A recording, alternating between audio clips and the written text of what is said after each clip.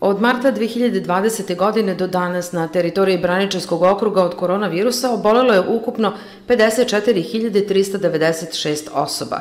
Tokom protekle nedelje registrovano je 179 novozaraženih i to jeste tendencija blagog opadanja. Mi smo i dalje u fazi širenja virusa korone, i dalje mora da se poštuju sve mere, i dalje je veliki pritisak i akcenat da se ljudi vakcinišu.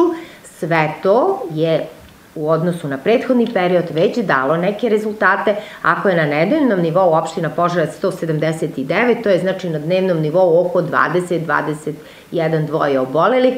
S obzirom da smo imali i preko 100, to jeste blagi pad. Kada je reč o broju novozaraženih u drugim opštinama Braničevskog okruga, u Velikom Gradištu su prošle nedelje registrovane 63 novozaražene osobe, u Golubcu 15, u Žabarima 28, u Žagubici 10, u Kučevu 34, Malom Crniću 39 i Petrovcu na Mlavi 101 osoba. Poslednjih dana se sve češće u javnosti govori o novom soju koronavirusa nazvanom Omikron, koji dolazi iz Južne Afrike, a već je registrovan i u Evropi, Holandiji, Italiji i Češkoj.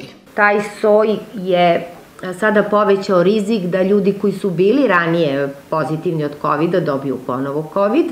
Rano je da se priča kakve će kliničke slike da izazove, ali ono što je važno je da je sad jedan novi soj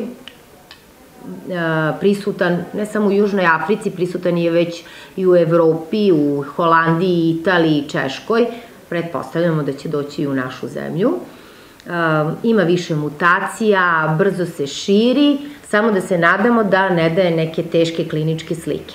Ukoliko se novi soj virusa raširi, sigurno je da će svetska zdravstvena javnost praviti nešto novo, pa ćemo možda primati i 4. i 5. booster dozu, dodaje direktorka. Prema njenim rečima povećava se i broj vakcinisanih građana. Vakcinisanih protiv COVID-19, najsvežije, za oba okruga koji su stariji od 18 godina, znači i za Braničevski i za Podunavski okrug, čini 81,74% populacije. Od toga na teritoriji Braničevskog okruga od 49%, na teritoriji Podunavskog okruga vakcinaciju započelo 45,71%. Znači, započelo. Zašto kažemo započelo? Imamo prvu dozu, imamo drugu dozu, imamo 3. booster dozu. U Braničevskom okrugu drugu dozu vakcine je primilo 45,50% građana, a slična je situacija i u Podunavskom okrugu, između 35 i 45%.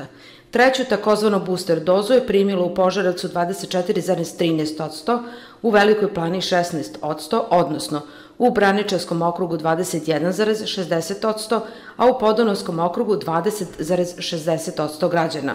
Direktorka ističe da se povećava broj vakcinisanih i da ćemo jedino vakcinacijom stati na put pandemiji.